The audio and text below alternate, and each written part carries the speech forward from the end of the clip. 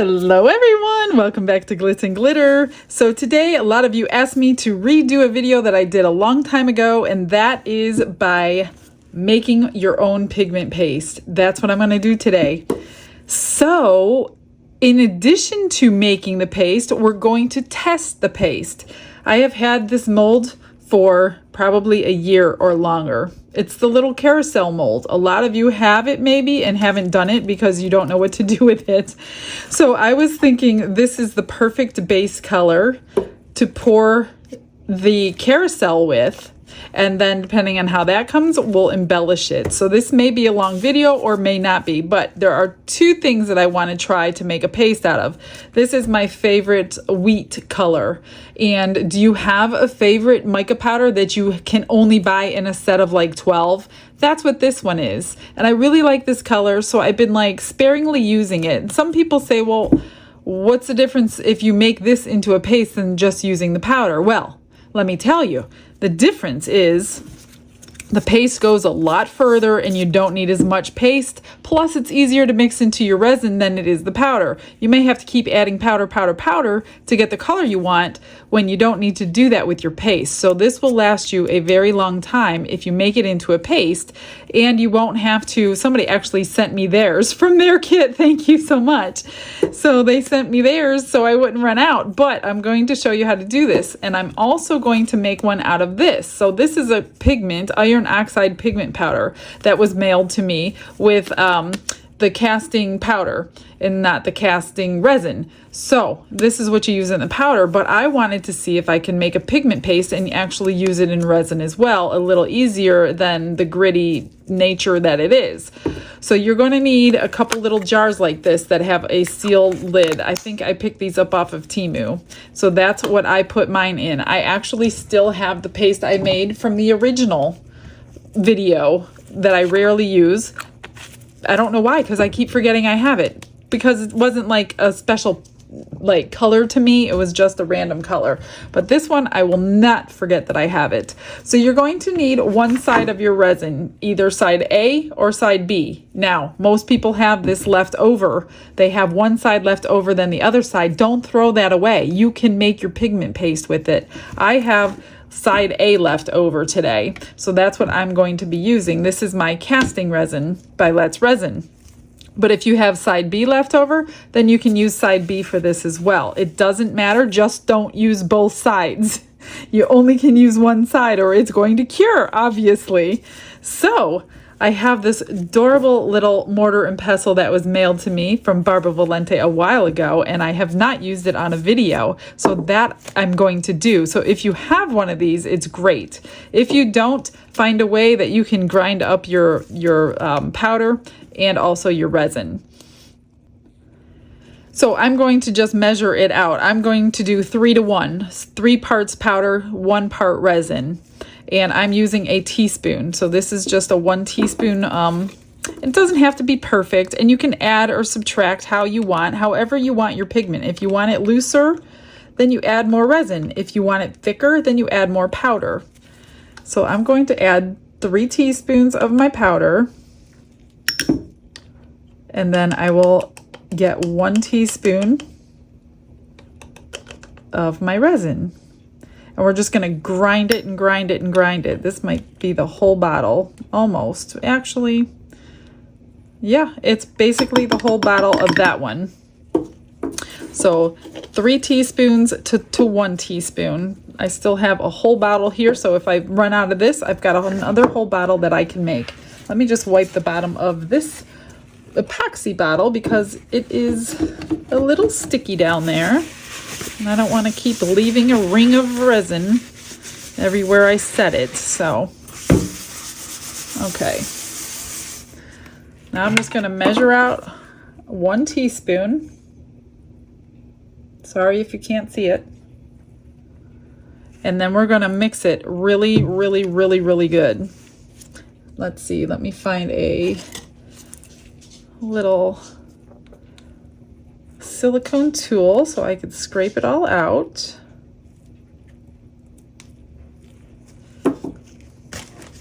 And all you're going to do is just grind it as much as you can.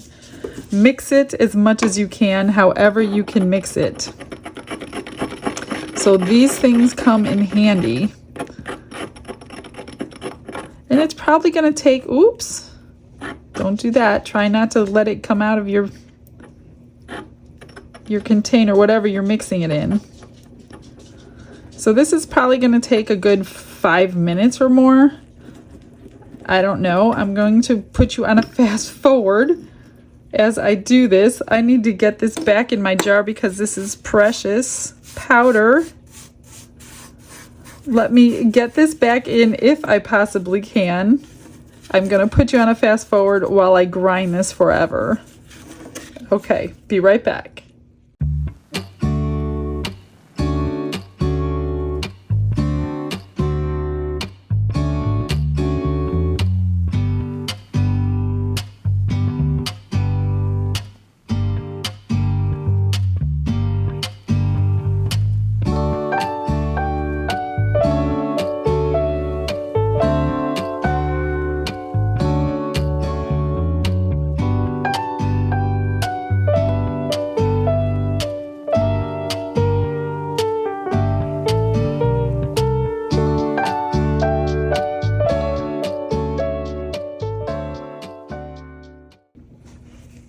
So as you can see, it's pretty smooth. It's only been a couple of minutes. Now I did add about a half teaspoon more because I didn't want it so thick. It was fine the way it was, but I like a little bit looser pigment paste, if you know what I mean.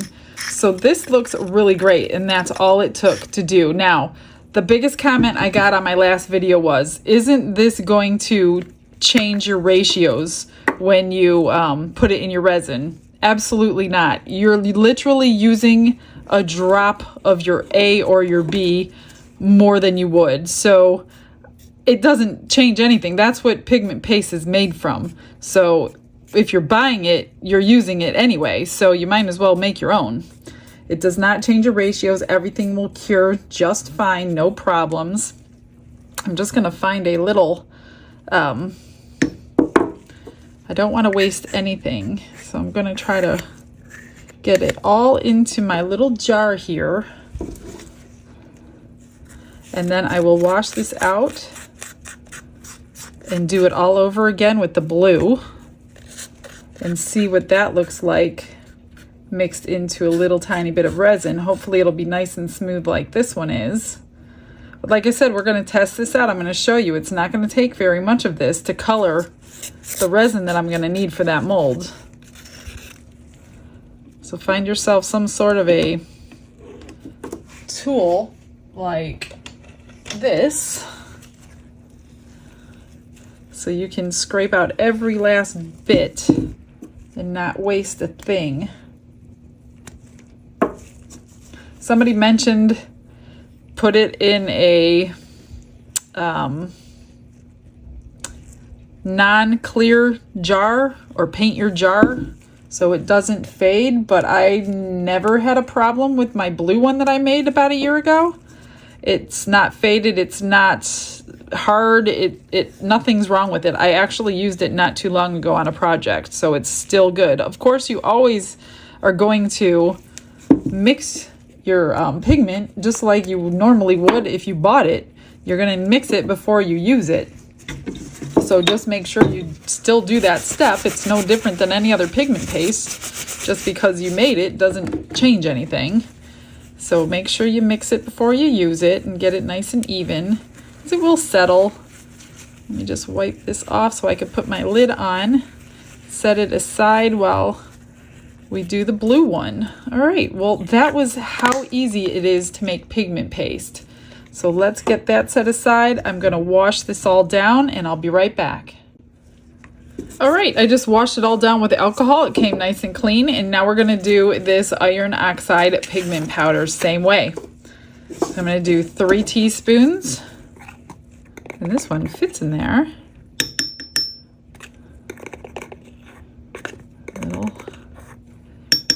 This is a really beautiful color. If it stays this color in the resin, I noticed it changed. It got lighter in the casting powder. So maybe it will stay this color in actual resin. So I'm going to start with 1 teaspoon of my resin. And I'll probably add another half like I did before because I like that consistency of pigment paste. Just scrape it all out of here. I'm gonna try not to make such a big mess, but you all know, you all work with powder, you know it just kind of poofs everywhere every once in a while, so maybe get a little spoon or something before you start mashing it with your pestle. Or I don't know, which one's the mortar, which one's the pestle? I think that's the pestle, right? I'm no expert on this area. I just know how to make pigment paste. So let's see, what do I have that I can stir it with? Let's try this. I'm just going to get it wet before I start smashing it. I don't want it all over my board this time. And this may act different than mica powder. Like I said, you kind of have to play it by ear and see, because this one is a lot thicker and drier than the mica powder was. So I'm going to need a lot more of the resin. So at least let's start with one more teaspoon. I may need another half. Remember, this is almost empty, so I'm trying to get it out from the bottom. Let's see. I'm just gonna stir this up. This is so much drier than mica powder. Wow, that got really dark. Okay, so the powder's all gone. I'm just gonna grab my little stone and wipe this off. It's probably gonna stain my pink thing. Oh, maybe not. Okay, and do the same thing. This is just smashing all those bits of powder as like fine as you can. Now, the last time I did a video on this, I did not own one of these. I used a little palette knife and a plate, and I got the same results. So don't feel like you have to go out and buy one of these, because you don't. You may have to like grind it longer than I do, because I did grind it for a little while longer with the little palette knife, but it still worked just as fine. Now this is really, really smooth. This almost went down faster than the mica powder, to be honest with you. So we're going to test both of these now that I'm thinking about it. I'll put a little bit of this, I'll make up a little bit of extra resin, and we will test this in some resin and see what it looks like. Look, it's going to be a cobalt blue color. Look at that. I'm just going to get it all off and put it in this little cup. And if that's the case, I've got all kinds of colors she sent me of this iron oxide stuff, so I can make pigments for my resin out of it if it works. So that would be amazing. Let me just grab this little thing. I'm just gonna pour it in my little container.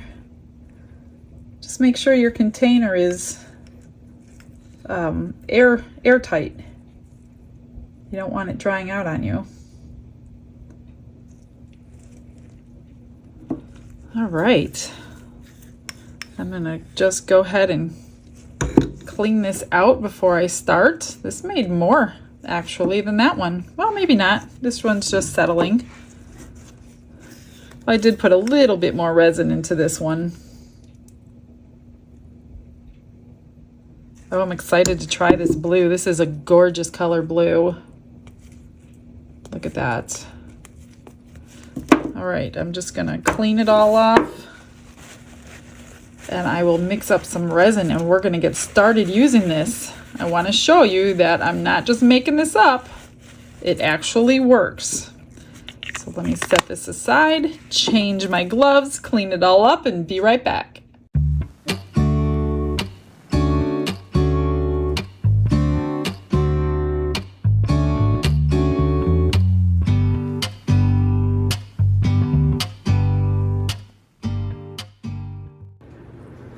I've got 3 in here, so I mixed up 12 ounces because I think this takes 9. So I split 3 in here, 9 in here. So I'm going to pour this one first. So we're going to use this pigment paste first. I've got some extra molds here to try the blue out. So since we've already just made this, don't really need to mix it up. I'm just going to dip it in and see if that's enough to use. And see how opaque it's going to get us.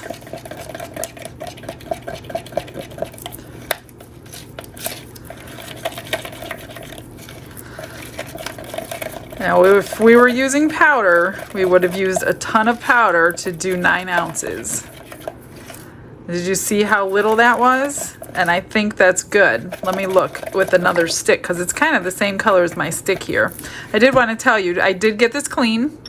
And I used alcohol and acetone and it came clean. So in case you're wondering how to clean the stone, that's how I did it.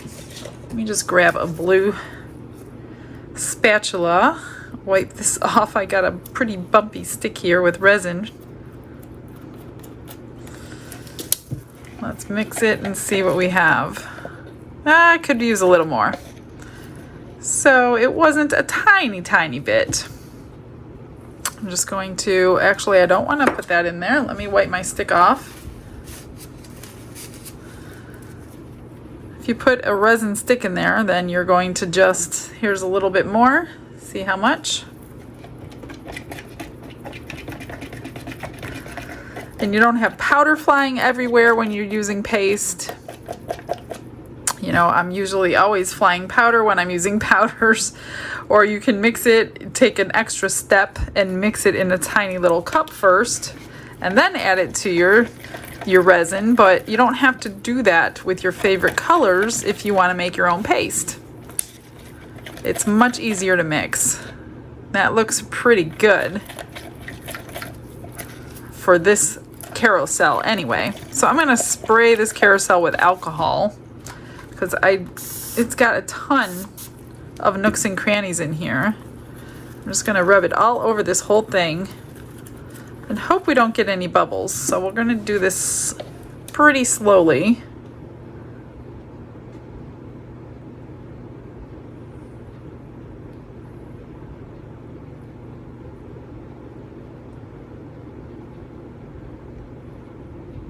The lid held just as much as the base because it's solid. All right, I'm just doming it there. Perfect. I'm going to do the same thing with this though. This has so many details on the inside of it. I don't want bubbles forming in all these little horses, and all these little pieces, parts in there. Hopefully I mixed enough. I'm pretty sure it's a 9. I'm just going to squish it around before I finish filling it. Let me grab my stick.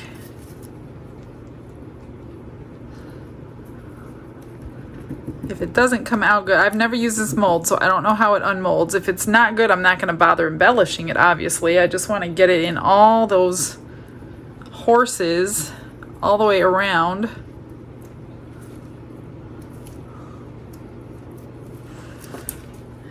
And fill her up.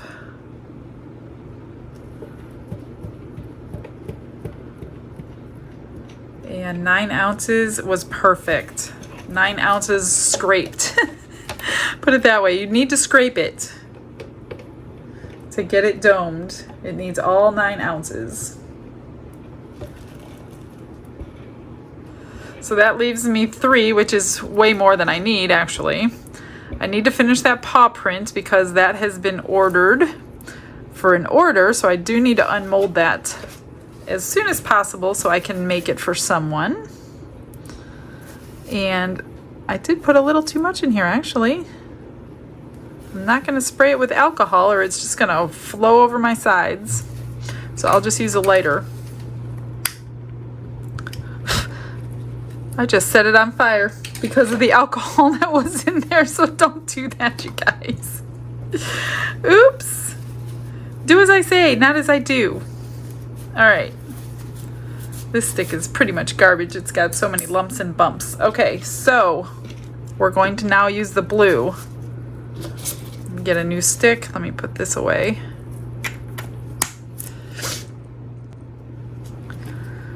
And we're going to see how this works in resin. I don't see why we would have a problem. I don't think we need much. Again, I don't know if you could see. I don't want to hold it over my... That's about how much I'm putting in here.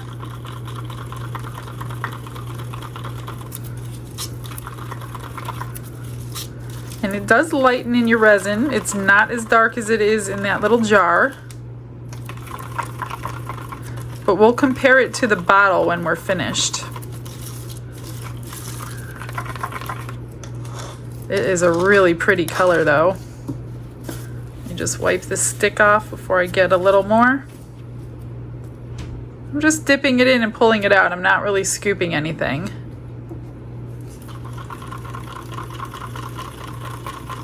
Now I did put nail powders or those little flakes on the back of this and on the starfish just to make it a little iridescent, and then I'll pour a couple other things just in the blue. So we'll see what the blue does to the back of that. Here's the color. It's really, really pretty. I'm gonna go for one more dip and see if I can get it opaque. Again, I'm just dipping it in and pulling it out. I'm not scooping it.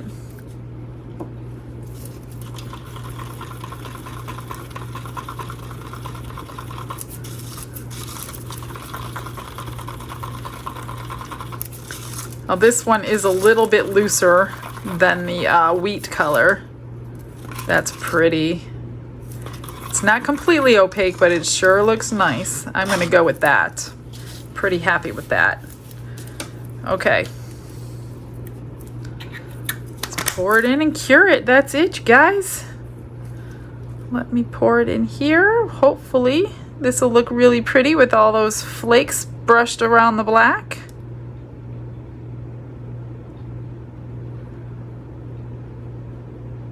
And I'm gonna pour it in here. Remove these.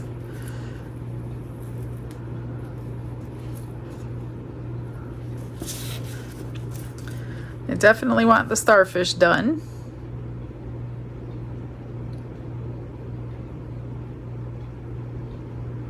And this is a flimsy little chocolate mold, so I do have to prop it up with some sticks to hold it level. Might need a few more sticks.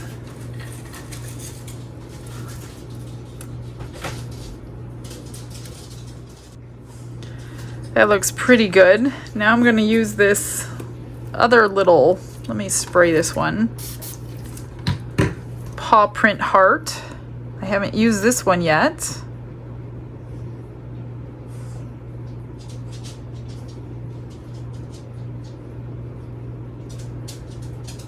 Little charm or keychain. And I still have, you know what I'm gonna do? I'm gonna do my little bear guy. You guys all like him. This little cute thing, which I did find the link, so I will link him below. I think he takes 1.5 ounces.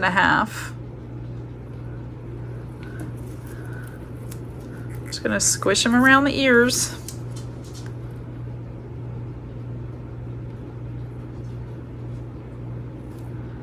Set him down before I dome him up, and then I'll pour a couple other little shells or something. Whoa, too much, too much, too much.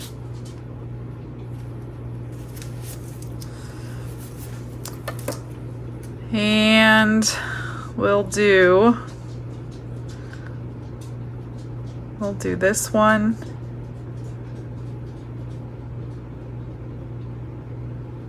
And I only got a tiny little bit left. Gosh, I'm pouring them all too high today. We'll do a couple magnets, I guess, with these. Oh boy, I don't know if I have enough for this one. Yep. Good enough. That's it for now. See you on demold. All right, it's the next day. You ready to unmold? I am. So let's see the blue color first, which ended up being opaque. So that is nice to know. I can use that in resin too. I will do something with these. I'm not sure yet, still thinking. Oh, look at this one. Isn't that pretty? The blue made it so pretty. So you're gonna get a different color with these like flakes depending on the backing that you put on there. So I'll probably make this into a pretty cool keychain. And let's see these guys. So this is the paw print that had the flakes on the front. Look at that. Oh, I filled in the hole. I'll have to drill the hole out. This could make a really cool like ornament for your Christmas tree, but I filled it up too much. Gonna have to drill that out. This one is just the blue with the paw print. This needs a top coat. That doesn't look like my mold is very great. It's kind of got a mark on there, and that's the first time I've used this mold, so check your molds when you get them. And we will get this little bear guy out.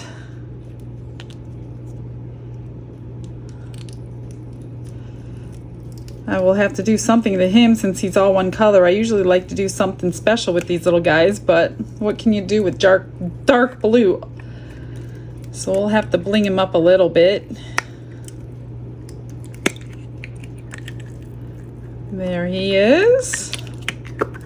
Get that out of there. Cute little guy. All right, are you ready for the main event? Let's see what we got. Hopefully it comes out okay. Again, I've never made this before. I do not know what to expect. I don't know what it's gonna look like. I don't know how hard it's gonna be to finish it. Let's just hope there's no bubbles. Ooh, it's nice and shiny. So all of you skeptics who didn't think my pigment paste would cure my resin, I told you. Trust me, guys. I'm not going to lead you the wrong way. That is really pretty. I just love this color, and I don't see any bubbles. Now I got to figure out what to do with these horses. So yeah, just because it's made with A or B, it's not changing your ratio of your resin at all. As you can see, this is rock solid. It's been 24 hours. And I added heat mat. So what I should have done is put it through the vacuum chamber because the bubbles did rise up underneath these lips. And I totally forgot to put it in my vacuum chamber so that wouldn't happen, but you can't barely tell. All right. Look at that, so pretty. Not one bubble that matters. These bubbles, they don't matter to me. And it fits. Look at how cute that is. All right, I see a lot of work ahead of me.